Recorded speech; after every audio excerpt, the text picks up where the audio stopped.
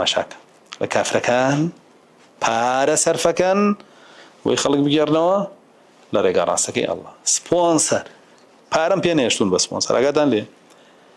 ئەی مەجهولە دەم پیسەکان و ئەشعریە گومڕا و مشریکەکان و ئەو گەجەر و گوجەرەی کە ماوەیە لەم 4 دەورە بوون و دوایی داغڵی منەظەمەتی ئارئۆکران هەموو ئەوانە پارەم پێ بەرداو خەریکی سپۆنسەرن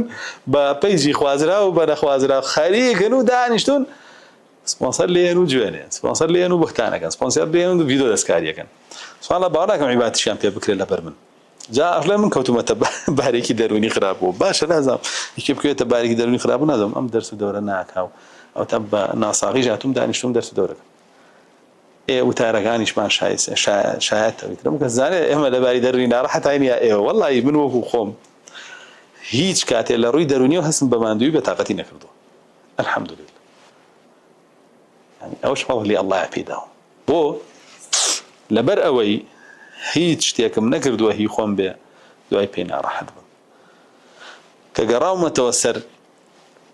دقەکانی قورئان و حەدیث و تەفسیری سەلەفی صالح بۆی و ئەوانە دڵم ئای خوانەتەوە مرتاح بووم کە لەگەڵ خوای خۆم ڕاستم کرد کە لەگەڵ ئیمامەکانی خۆم ڕاست ڕۆشتم کە لەگەڵ پێشەواکەی خۆم و قائیدەکەم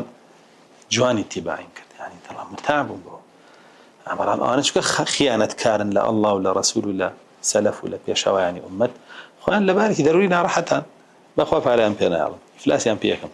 بێر سەرفیکەنی تر نازامی حیزبە هیچیە پێیان سەرفەکەین بە ئیزنی ئەڵڵا جەل جەلالوهو میان پێدانین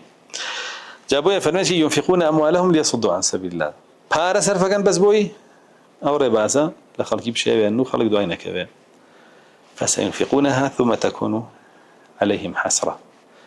سەرفیەکەن يعني هەر بەردەوامە بن هەرواکەن بەڵام دواتریش بێ بە حەسرەت بۆیان ثم يغلبون دوای هەر خۆشیان زەلیلە بن بۆ خۆیان زەلیلە بن و خۆیان نەدۆڕێن لەبەرەوەی بابە دین دینی من نییە تا شەڕ لەگەڵ من کرد منهج من نییە تا شەڕ لەگەڵ من کرد دین دینی ئەڵڵایە منهجی سەحابەیە شەڕ لەگەڵ واکەن بۆیە سەرنجامیان هەر ڕسوا بوون و دۆڕانە هەر وەکو چۆن لە سەردەمی کۆنیشا کافرەکان لە یەهود و لە نەسارا و لە مشریکینی عەرەبی جاهاتەکە باسی مشریکینی عەرەبەکە هەرچی ماڵ بوو سەرفیانە کرد لە جەنگ و جیاد لە جەنگ و شەڕ و با بڵێن دیعا دروستکردن بۆ ڕەسوڵ الله و شاعریانە گر بە کرێ شیعری بەسەرا بڵێ ناشرین کە شیعر بەسەر دینەکە بڵێ ناشرین کە لە دژاتی سەحابە و لە دژاتی شوێن کەوتوانی ڕەسوڵ الله صلی الله علیه و سلم دوایش هەر بە حەسرەت بەسەر خۆیان ناشکە هەر خۆیان ڕسوا بوون هەر خۆیان دۆڕان هەر خۆیان زەلیل ئەوە وعدی ئەڵڵایە جەل جەلالوهو کە ئەبێ بەو شێوە بێ